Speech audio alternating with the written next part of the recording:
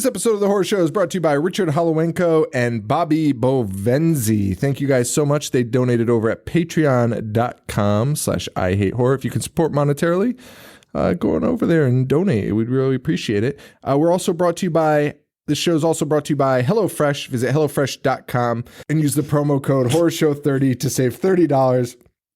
To save $30 off your first week of deliveries. That's HelloFresh.com. HorrorShow30 is the code. And this week we are doing Bride of Boogedy for the second time for 10 minutes. So enjoy.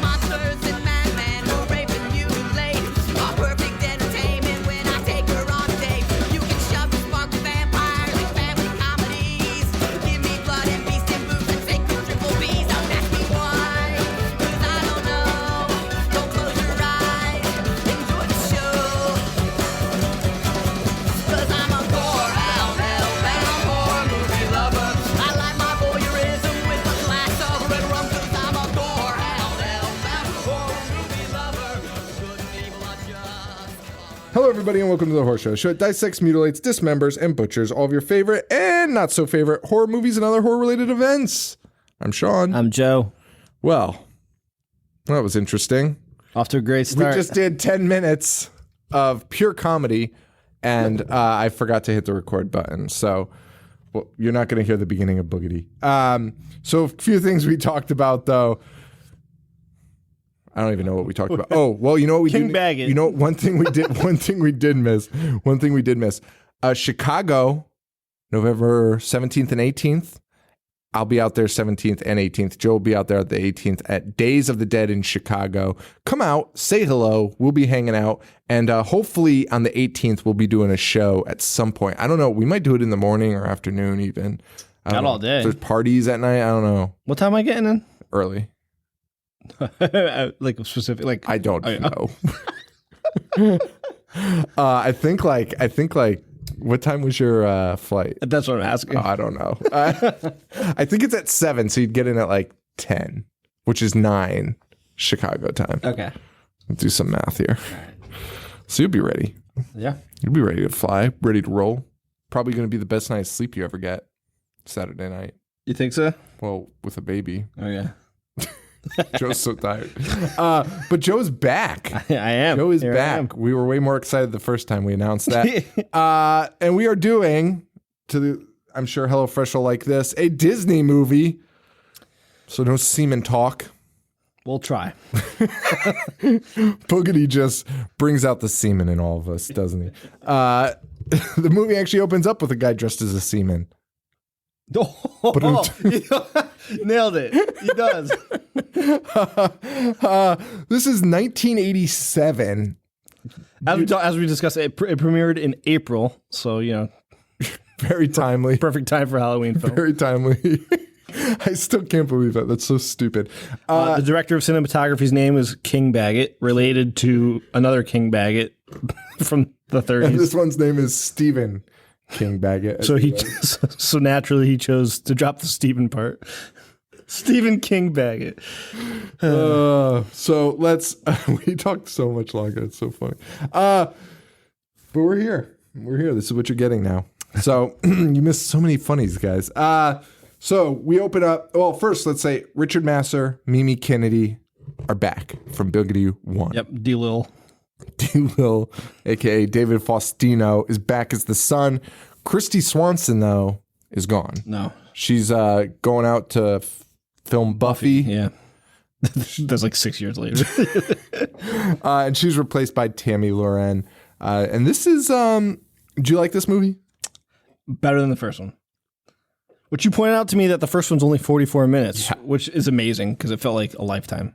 Yeah, I mean, I don't know. I didn't like either of these movies. These are bad. I'm really excited. I want to, Sorry, finish your thought. Oh, no, I was going to say, we're going to keep doing Disney movies, and I'm excited to not do a Boogedy ever again. That's what you think. No. Got something in the works with David Faustino. Oh, yeah. Joe's been tagging David Faustino.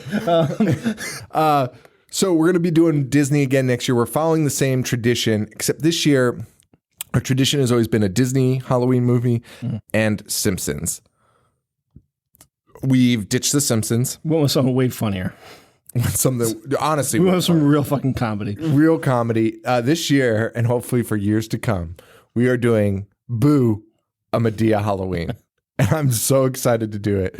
That'll be next week's episode. So rent Madea, give Tyler Perry more money because he's already got more money than God, and check out Madea. And yeah, I'm excited to do that. Yes. But let's get into Boogedy. All right. Again. So we open up with a fella dressed as a colonial naval officer. He actually turns out to be the grumpy old guy that owns like the antique shop. But he's having a blast in this scene with children. I didn't realize it was the same guy. I thought it was just some one-off telling a story. That's what I thought too. And then throughout the movie, I was like, who the fuck is this guy? And then later we see him in that role from the first movie. Right. I think it's a different actor though. And then all of a sudden, when he's in the shop, though, he's like, "What do you kids want?" But when he's outside of the shop, he's like, "Hello, children. Would you like me to regale you in some campfire tales of Mr. Boogedy?" And he is telling the story of Mr. Boogedy. He is. Which we already talked about, but I still want to point out that the entire film, the father, Richard Masur, does not believe that Mr. Boogedy is back, which is the most alarming thing ever. Yeah. I mean, well, first of all, he's telling this ghost story as if it didn't just happen in town. It happened a year ago. And everyone in town knew and believed because they were like, "Oh, yeah, it's Boogedy." Yeah. Everyone told them it was Boogedy, and they were like, "Get out of here." And then Boogedy showed up. They had to fight Boogedy with a vacuum cleaner. And then they're telling this ghost story a year later. And like Joe said, the dad, the entire time is anytime somebody brings it up, he's like, "Are you insane?" The kid's like, "Boogedy's back." And he should be like, "Holy shit." Yeah. He probably is. Because it's a ghost. Right. And they're the only humans on Earth just that have seen a ghost. Yes. And instead, he's like, he's sarcastically making fun of them. Okay. All right, Boogedy. Okay, you wackos. Like, are you fucking serious? You are literally the man that destroyed Boogedy, or supposedly. Yes. And like, if you fought a ghost in your own house, I would never sleep again. I would think Boogedy would be back every noise. You would move out of that house so fast, which is funny because the beginning of this movie is Richard Masur being like, "I'm never leaving this house." Which is insane. It's insane. Like their brother-in-law, Richard Masur's brother-in-law, Elmer, shows up. They prank him pretty good. Listen, this start was awesome. The way that house was set up, and the way Sure. if you were, that's what I wanted to ask you. Would James like this movie? James being your son, for those that don't know. Not at this age. You don't think so? You'd think it was boring as hell. Really? Dude, all they do is talk the whole movie. Boogedy doesn't show up till later, and Boogedy doesn't even show up. Other people just turn into Boogedy. That is true. Everyone just turns green and is like, "Boogie, boogie, boogie, boogie." James would be like, "This is honestly stupid." See, I felt like I would have loved it if I was a kid. I don't think so. I don't think you would. I mean, at an older age, maybe you would have liked it if you hadn't seen a lot of horror movies at that point. Okay. It might have been exciting. It might have been thrilling. Like maybe at 6 or so, 7. Wait, that's 7. The older age? Yeah. No, I feel like that's pretty young. Well, it is young, but I'm saying old. I just meant older than James. Okay. Okay, sorry. I was thinking James was 6. No, It's like 3. 4. But just older, like between 6 and 8. I'd say you could show them this, and you'd probably get it'd be all right, I guess. Okay. They'd still probably be like, "Why does guys keep saying payoff Boogedy sucks?" The payoff is abysmal. Yeah, I think that would be like just a huge letdown. It's the most abrupt thing I've ever seen. So Elmer comes over. There's a bunch of ghosts. Spiders are dropping from the ceiling. The ghosts that chase Elmer around the house are going, "Beware of spiders." which is the weirdest thing a ghost could ever say to you. Like chanting it. Yeah. A giant spider falls on his head, and we realize it's this the family full of pranksters. I don't even know their last name. I might. Which is funny because I think it's the name of their store. Davis. Oh, Davis.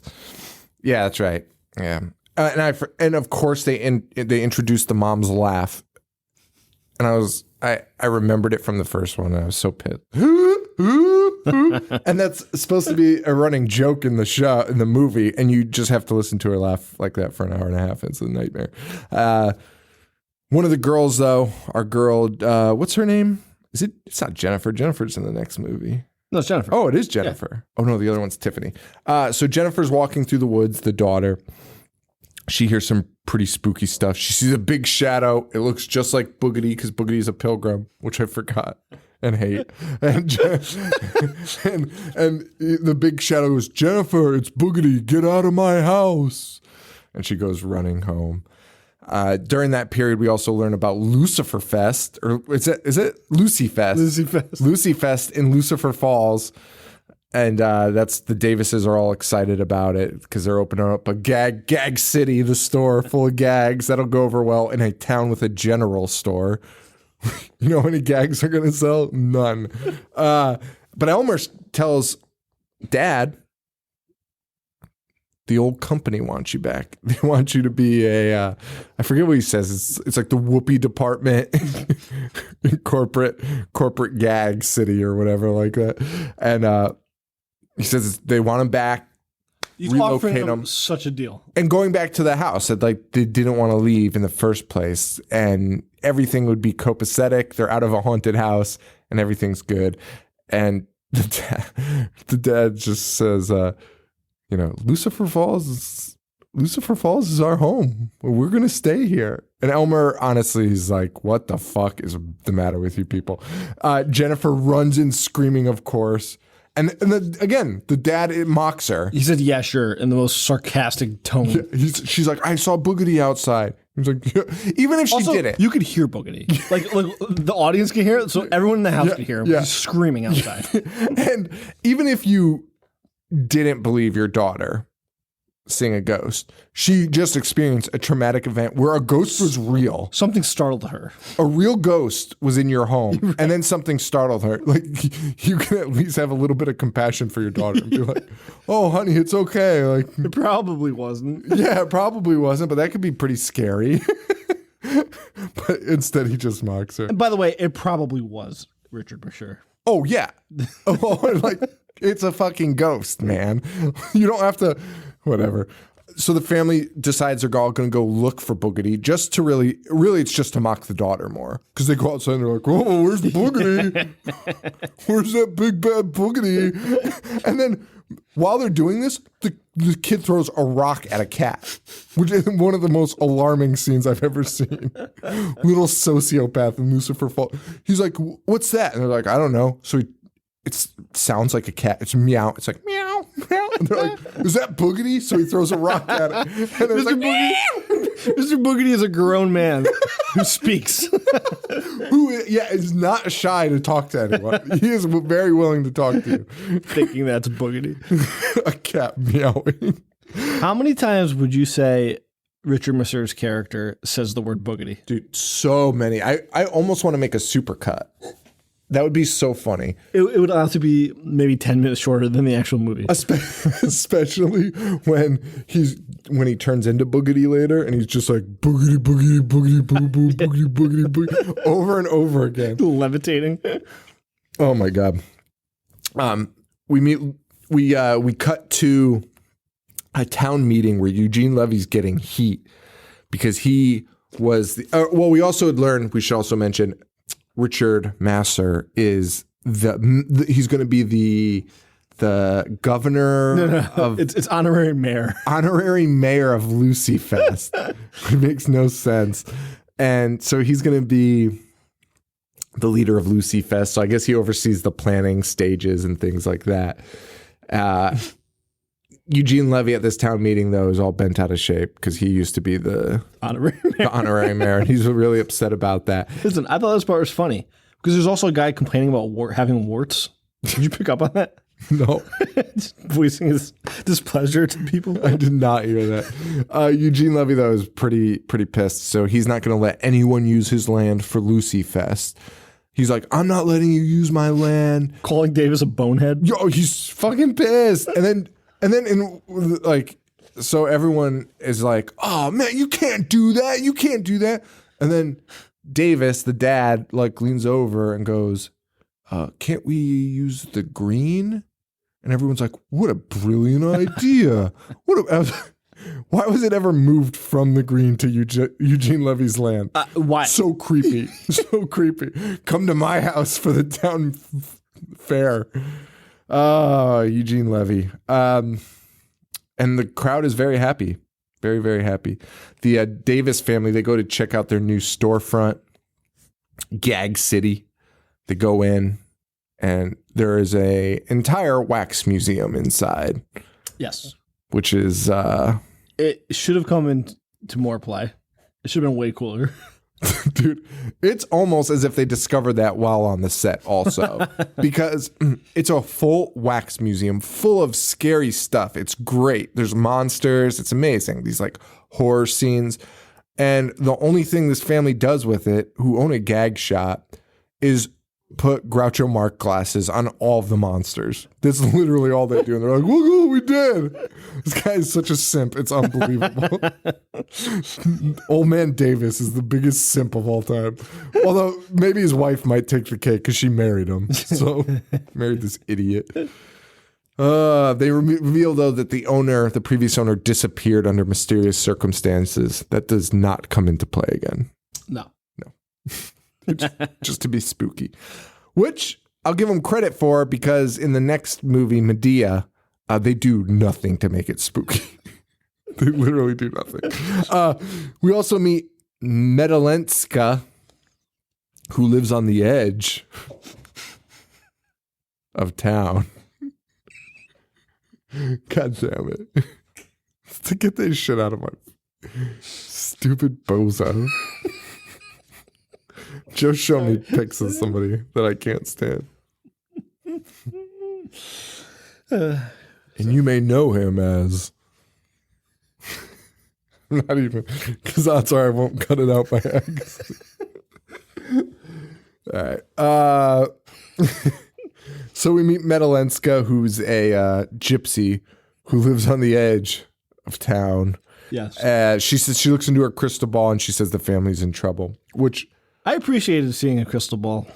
You know what? So did I, even though it was a plug-in electric one.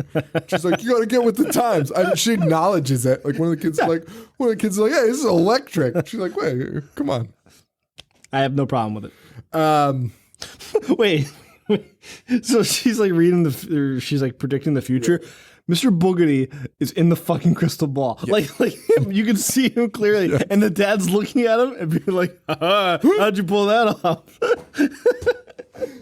It's so weird. For a man that fought a ghost 1 year ago, he's very pessimistic about ghosts. Wait, did you pick up on, going back a scene when they're walking through the wax museum, did you pick up on his potluck joke? No, I don't think so, but I do remember. It wasn't even a joke. It's just a guy in a pot, and he's like, "Oh, yeah, having some pot luck." This guy is the worst. This guy's jokes are so bad, but see, actually, that's a great way to write a movie, though. Is you make your character. Oh, God damn it! You make your character a bad joke teller, so that way, if the movie's actual jokes suck, you're like, well. I guess that's the character.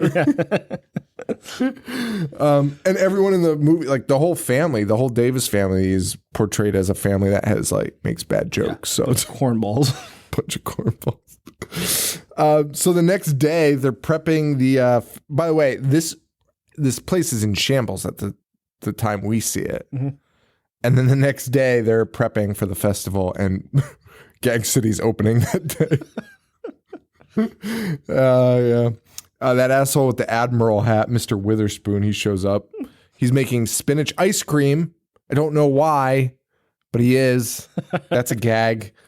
This is the smallest town on earth, probably. and we go to the general store that Eugene Levy runs, and he sells gags too. This gag's got more gags. It's like general stuff. 100%. It's barrels full of gags, broken gags. All of them are broken. And honestly, so the kids, is this even the scene? Oh yeah. So the kids show up to Levy's place. I don't even know why. I guess just to talk shit. But they start going through Levy's gags and just being like, this shit's broken. The kids are being the assholes. They are being assholes. Because Levy's supposed to be the bad guy. Right. And imagine you own a store and your competition's kids show up and are going through your shit being like, this stuff sucks. Yeah. Everything's fucking broken. This shit sucks. And we're selling the same stuff across the street.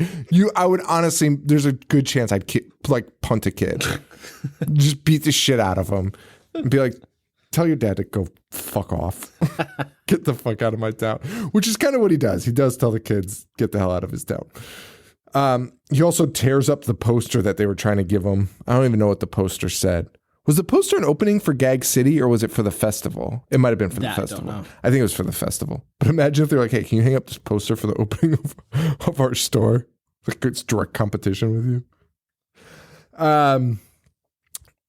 That's it. Back at the house, the dad's being a jerk job pacifist, though, because the kids are telling him the kids are telling him about that he tore up the poster, and he's like, "Well, just leave him alone. Maybe he'll get to know us and like us." Yeah, dude, come on, the guy hates your guts. That's not happening. That's exactly what he says too, just like that. Yeah, it's bizarre. Such a wimp. He's a total wimp. And then meanwhile, the kids are still really upset about Boogedy. And meanwhile, the parents are still talking about bullshit. They're just like, okay. Asshole. That night, we get some Boogedy action finally in the house, though. Is that when he's chasing them? Well, yeah, the two kids hear noises. They go searching around the house. They find a glowing green key in the basement. They pick that up, and a big door appears. They go in and they end up in a cemetery. Mm-hmm. So they are like transported through this green door in their basement to a cemetery, and they see a giant statue. Is it mm-hmm. And then it comes to life, and it turns into Boogedy. Because the statue isn't the statue of Boogedy like his human form? Yes, Pilgrim Boogedy. Wait, yeah, yes. Which everyone is later surprised to learn that Boogedy is buried in town. And has the biggest statue of all time. Yes, that's the most alarming part because they should have figured that out. Like they should have researched who the ghost was the first time.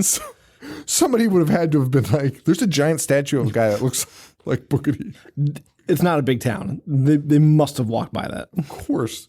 The boys can't move, and Boogedy's about to get them, and we see Marianne's kid, Mary Ellen. Who's the woman that Boogedy loved? I don't even remember the story. Boogedy loved Mary Ellen. Mary Ellen Splitsville or died. I don't know. But one of the reasons Boogedy was so pissed off in the first one was because he was hanging around with this sad sack dead kid that the kids had to free and send back to his mom in heaven, who somehow comes back, which is all depressing. Yes. Yes. All depressing. Boogedy's bent out of shape because he has to hang out with a dead kid. Imagine the dead kid having to hang out with Boogedy all day. Guy's miserable and only says boogedy boogedy boo. But that kid's begging them. He's like, get out of here, get out of here, get out of here. And then the kids wake up and they're in bed. A little surprise action there. Yeah. All right, Joe, we're going to continue on with this Boogedy. What do you think Mr. Boogedy would eat? Probably bullshit that's not HelloFresh. Probably. Maybe Richard Masur eats HelloFresh. How dare you? Who eats HelloFresh in Lucifer Falls? No one in this movie. Well, we ate HelloFresh. Yes. And it was fucking delicious. Really? It was fucking delicious. Honestly, that's not bullshit. It's delicious. Yeah, it's honestly it's so fucking good. HelloFresh is the meal kit delivery service that makes cooking more fun so you can focus on the whole experience and not just the final plate. I love this. The way they package it is so amazing. It came it came with like ice and stuff like Yeah, that. I couldn't believe how it worked. And each HelloFresh creates new delicious recipes with step-by-step instructions designed to take around 30 minutes for everyone from novices to seasoned home cooks, short on time. They lay it right out for you. I made that chicken on the zucchini. Yep. Dude, Yep. that was the best fucking thing I've ever eaten. They all were. It was so good. Paul's girlfriend gets HelloFresh now. Does she? And she's a huge fan. Oh, yeah, he said that. Yep. He said that. It's so good. HelloFresh sources the freshest ingredients measured to the exact quantities needed so there's no waste, which is a huge thing in my house because whenever I decide to cook something, I'm always like, I'm going to start cooking. And I end up buying like all these sauces and fucking spices and shit. And they're still sitting in the cabinet because I bought like a $15 spice that just fucking rots away in the cabinet. There's probably over a dozen of them. I saw one the other day. And the best part is less than $10 a meal. So even if you do takeout like once a week, just do a HelloFresh. And you're going to be so much healthier. And they really did measure like the perfect size. It fills you up. As a special gift to our fans. By the way, HelloFresh loves this show for some reason. I don't know why. And I appreciate it. And because of that, they're offering our listeners $30 off their first week of HelloFresh. So if you go to HelloFresh.com and enter the promo code HorrorShow30, you'll get $30 off that first week of HelloFresh. And honestly, like, no, this isn't even... I loved it. Mm-hmm. Like, legitimately loved it. So yeah, so thank you, HelloFresh. We really appreciate the sponsorship. And thanks, HelloFresh. Thanks. So back to Boogedy. The boys wake up in bed. Again, the parents call them stupid to their face. Even though, again, they are the only people on Earth that have seen a ghost. Confirmed. And they're like, well, if that was true, where's the key? Where's the door? And the son is like, well, here's the key. He's like, huh, yeah, you expect me to believe that? It's not glowing. And the kid's like, well, that's the key. I don't know what to tell you. And he doesn't try it, right? Well, there's no door. Oh, that's right. It disappeared. Yeah, but they still found a fucking creepy skeleton key in an already haunted house. Like, that's all it takes. Like, you've lived there a year. You've never seen that key in your life. And then they're like, oh, what? That's the key. And he's like, it was unbelievable. It was unbelievable. It was unbelievable. That at this point, the parents are like, you know what would be great? If we did a seance at the carnival. But before that, every man, the guy that's in every movie ever is in that cemetery, and he's like their mangle expert because he explains how. No, that's coming up. Oh, that comes after? I thought it was the dream sequence. No. He comes after the dream sequence because the dream sequence was a dream, and now they go to the cemetery. Okay. Yeah. They go to the same cemetery to actually, because they're like, we had a dream about this cemetery, and there was a Boogedy statue, and everyone's like, get the fuck out of here. And then they, of course, find the in the smallest town ever, the one cemetery with a giant Boogedy statue. But I do want to say another thing. Before this scene happens, we see a weird scene where nothing really happens other than we see Eugene Levy being an asshole. But in that scene, he takes a baby carriage and pushes it into the street. Did you catch that? I did. That was one of the most insane things I've ever seen. Eugene Levy's just walking, and there's a baby carriage on the sidewalk, and he just shoves it into traffic. It was, and his character's like not that malicious like that. No, so there's no need for him. Not at all. Not at all.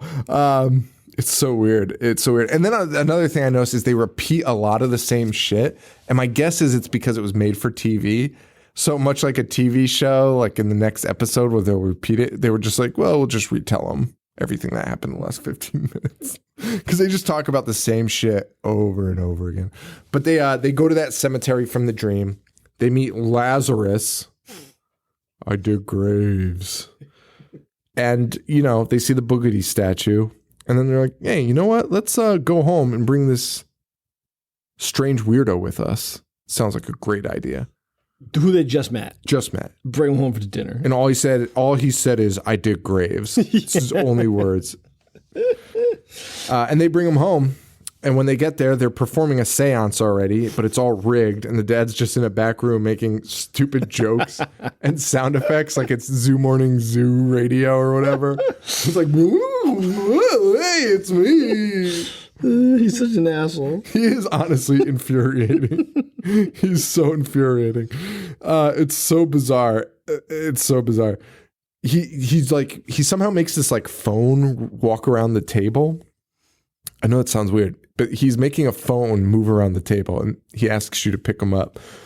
And at the same time, we're seeing a Boogedy statue walking around the back room, or not the back room, but behind the shops outside. So it looks like Boogedy's coming while they're doing this fake, I'm using air quotes here, fake seance. You assume they've woken up Boogedy and he's coming to the seance. That is not the case. It's Eugene Levy in an exact Boogedy replica outfit. And he decides he's going to cut the power, but instead electrocutes himself. But how did he know what Boogedy looked like? Eugene There's Levy. a giant statue. Yeah, but he's not in ghost form in the statue. Yeah, but everyone knows ghosts dress exactly the same as they did in their human form. Fair. He was a pilgrim. They didn't have outfits. Boogedy's all green and disgusting. Yes. But Eugene Levy didn't. He was just wearing a pilgrim outfit.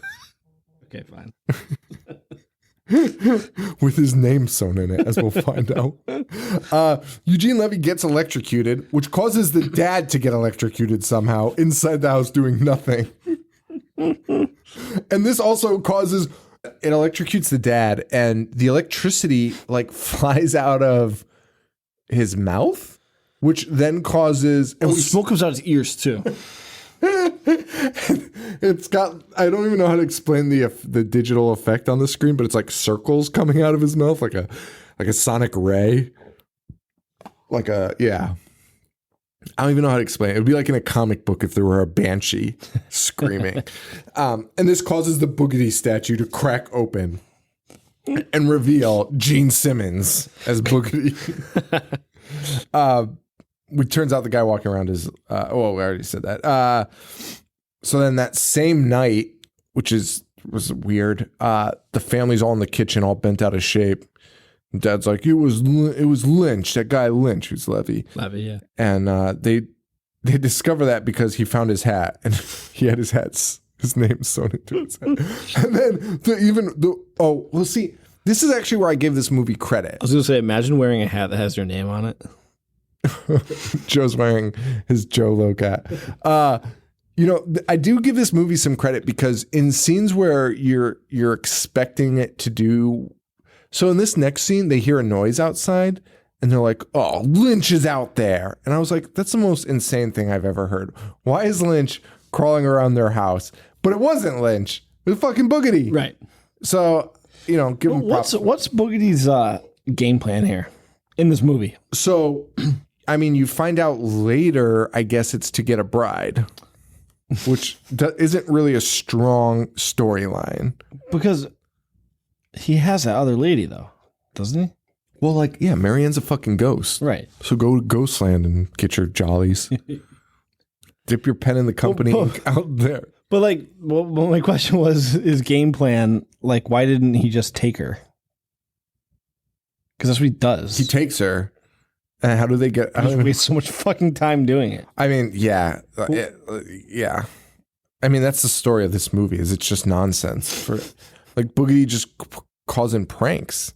There's a million opportunities he has to do it. I think he needs the cape first. But why? Because that's what gives him his powers, even though he has his powers. He has all his powers. Because he's taking people. He's possessing people. Multiple people. I don't know, Joe. I don't know. I don't know what to tell you. Yeah.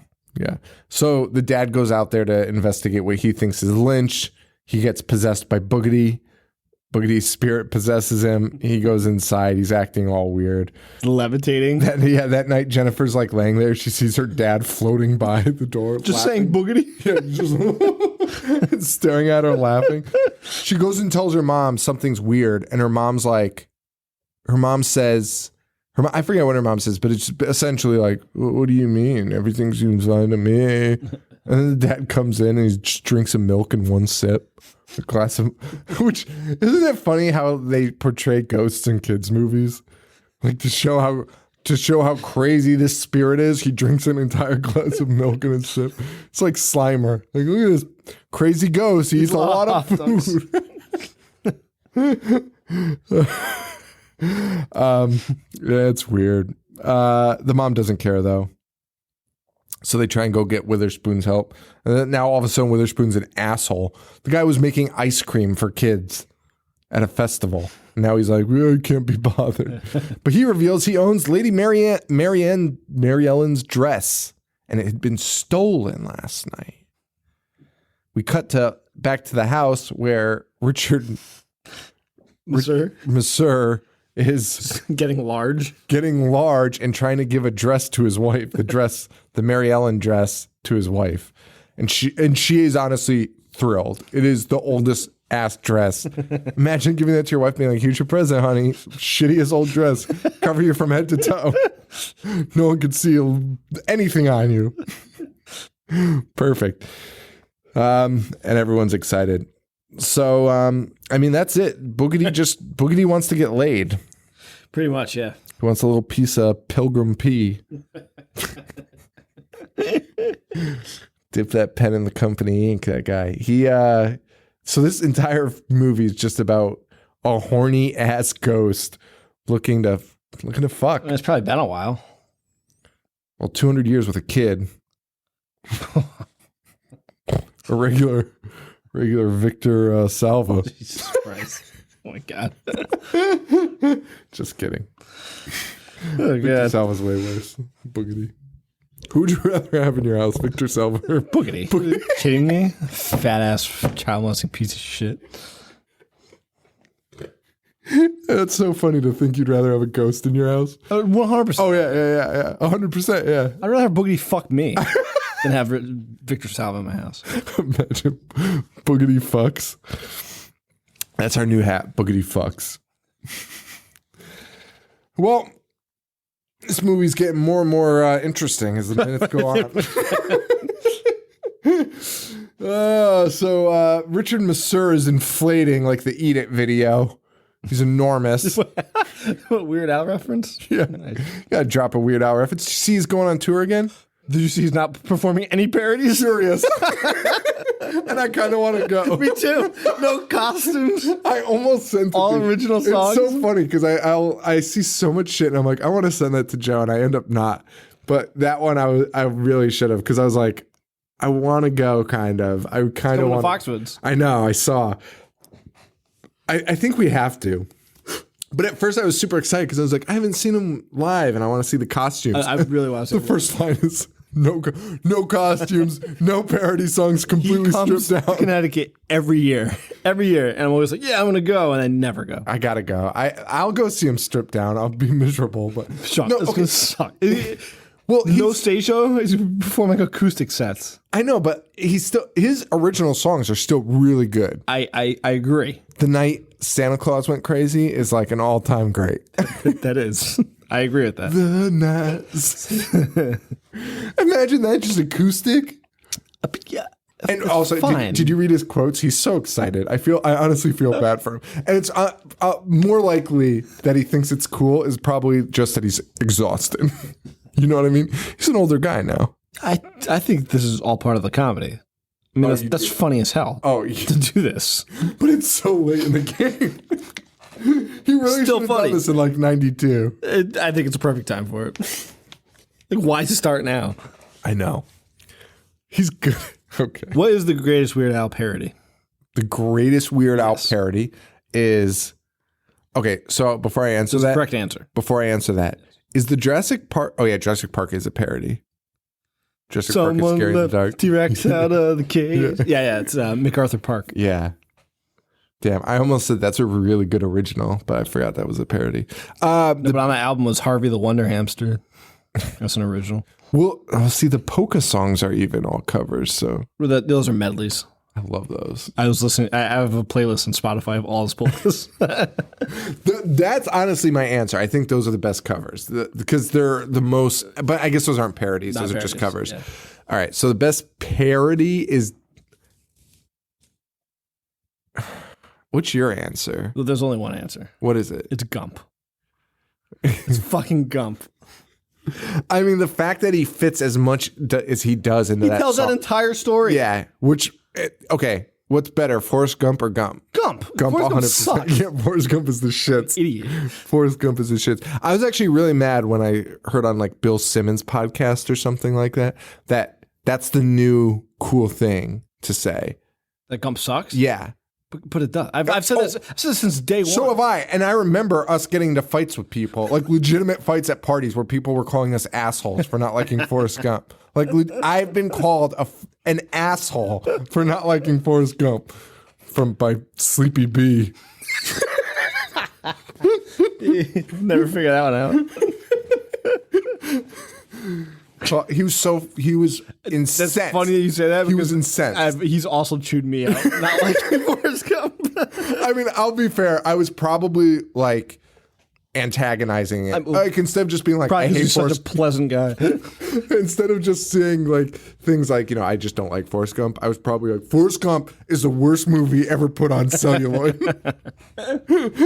Honestly, good. Fucking drivel. He was not happy. He was not happy at all. So back to Boogedy. After talking about It's every season of Dallas on DVD and watches them every night before bed. Are you serious? Yes. That's the dumbest thing I've ever heard in my life. Honestly, honest to God, that's the dumbest thing I've ever heard. I've never heard anything so dumb in my life. So Boogedy's inflating like Eat It. They bring over the gypsy. She tells us everything that we already know. She's like, hey, that's Boogedy. And then she leaves. She says it's Boogedy. He wants Marianne, and there's something in the house that he wants. Mm-hmm. And then she's like, well, I gotta go. And they're like, well, we gotta do something. She's like, yeah, you do. And she leaves. You're like, well, that sucks. Dad's wandering around still as he puts on the cloak that they talked about earlier. Puts on this cloak that's Boogedy's cloak, and he goes full Boogedy. He does go full Boogedy. He goes full Boogedy. While this is happening, Elmer shows up to the house dressed as a gorilla. Yep. Gorillamer. Gorillamer. And Lynch also shows up. Our buddy Lynch, Eugene Levy, shows up also. So you can already tell that the zaniness is about to ensue. And Boogedy gets distracted so easily by the gorilla suit. Boogedy is a fucking moron. You've already been defeated by a vacuum. And why wouldn't you just use the same thing to fight Boogedy? Of course. That's what you would do. A gorilla suit? Well, Boogedy starts shooting electricity everywhere, but not really. It's not destroying anything. Everything's just kind of lightly shaking. It's honestly the most pleasant ghost you could have in your house. She's just shaking stuff. Elmer walks in, causing everyone to just laugh. Like a gorilla walks into your house and everyone's just like, ah, ha, ha, ha, including Boogedy starts laughing. Right. Which then he starts shooting flowers everywhere. And no one, like, if that happened, you have a ghost that possesses your father and he starts shooting flowers everywhere, you are not happy. You're still very scared and trying to figure out what the fuck is happening. And instead, the whole family is just laughing in they are hysterical with laughter. They are sick with laughter. The dad turns back to normal. Boogedy's spirit starts flying around and then just flies away. Yes. All right. So they say, now that we have his cloak, we can get rid of him for once and for all. But the cloak is missing. Idiot Eugene Levy has stolen it because he thinks that that's what's made them successful.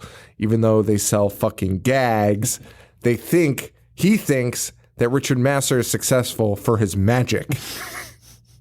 Which is not the fucking case. If you haven't noticed, the guy's a moron. He did make that phone move. That is honestly one of the most impressive things I've ever seen. Not only that, but for the budget of the film, I'm not quite sure how they did that, unless there was a dog in there just walking around. Well, the fair is finally here. If you forgot about the fair, like I did. And I was just praying. Well, I was like, why isn't this movie fucking over yet? I was hoping that was the end of Boogedy. It's not. So Boogedy shows up. Boogedy Lynch shows up to the seance. It's Lynch in his coat. And we get our lesson that Mr. Lynch is just lonely. And he just wants some friends. And that's why he's a jerk. And he's about to turn good. And then Boogedy shows up. And he's like, give me the cloak. And Lynch is like, all right. And just gives him the coke. And then Lynch just turns into Boogedy. Freezes the family. And then makes all the wax statues come to life. And again, like you're not, like Joe said, the storyline is he's looking for a bride. It's the name of the fucking movie. But like that's not the storyline. But it is. Right.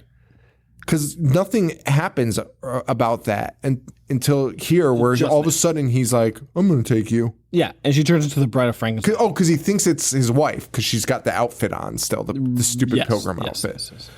Which, again, he knows it's not her. Because he's lived every day. Like one of the points of this movie is like, can you imagine living here for 200 years with that crying baby boy? Right. So like he talks to people. The baby's dead. And it's just like, I want to go see my mom in heaven. So I don't know. Fucking insane. I know we're picking apart a movie called Bride of Boogedy, but whatever. The monsters start making a mess of the fair. They just shit up. But like barely. Barely. They're like throwing popcorn. There's a mild disturbance. They probably wouldn't even close the rides. And no one is really screaming or freaking out, which is even more bizarre. Boogedy is alive. He's destroying everything at the carnival. He steals the mom, just picks her up, takes her. And they have another seance to bring back that little shit Jonathan again, that little crybaby. Little crybaby, snot-nosed Jonathan, who literally has a snot nose. He always has a booger hanging out of his nose. He's the real Boogedy? Honestly, yes. They go to the graveyard and they use the daughter as bait because they're like, oh, this is the real... the daughter goes out there. She's like, hey, Boogedy, who's that side piece? I'm the real Marianne. Who's that lady you got there? Boogedy's like, oh, excuse me. And drops the mom. And they take the mom back. And for some reason, that kills Boogedy. The guy never had her to begin with. And all of a sudden, they take the mom away. Boogedy's like, no!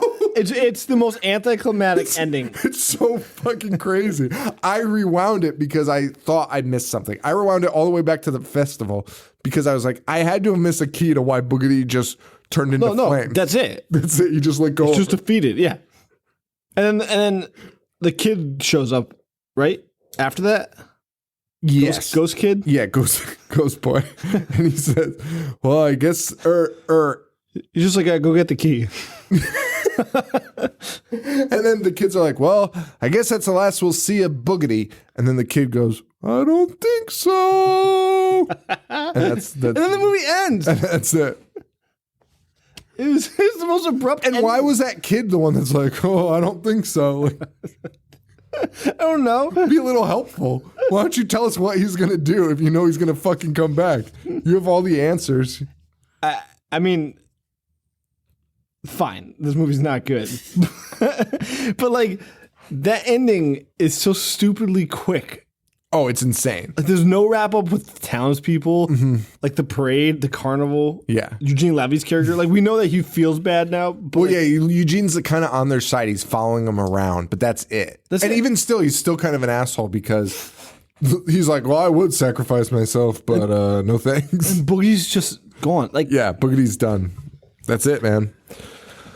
And that's the end of the Boogedy saga, unless Joe and David Farrar, whatever his name, Faustino, put together the shittiest movie ever made.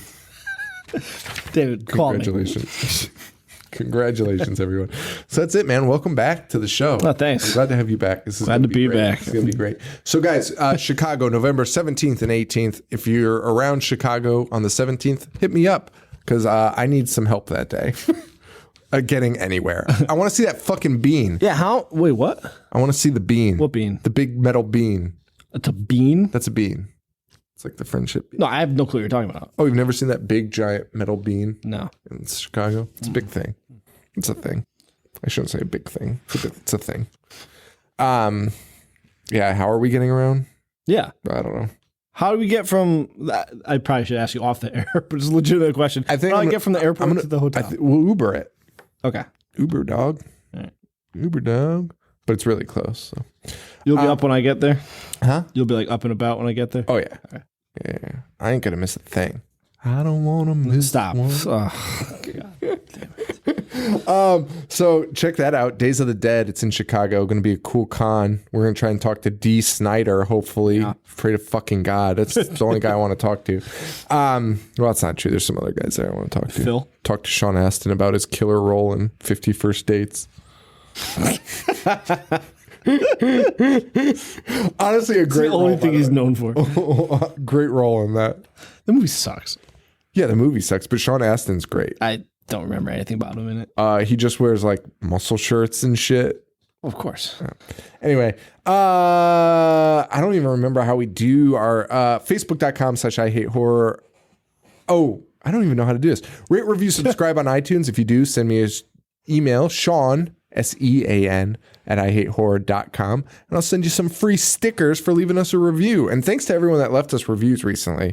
We went from like 130 reviews to 153 reviews in like a week. It was so weird. So thank you all for doing that. We really appreciate it. If you can support monetarily, patreon.com/IHateHorror.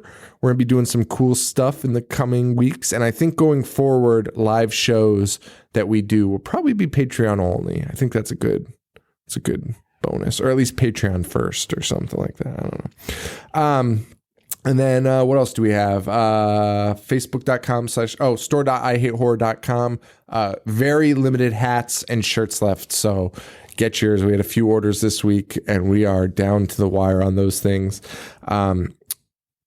Facebook.com/IHateHorror, IHateHorror.com. I'm on Twitter at IHateHorrorShow, Instagram and Snapchat at IHateHorror. I'm at Jovi421, Boogedy 1985, and Horror Show Joe. That's a wrap, guys. So for Joe, he's back, and Sean, stay weird. Thank you. Adios.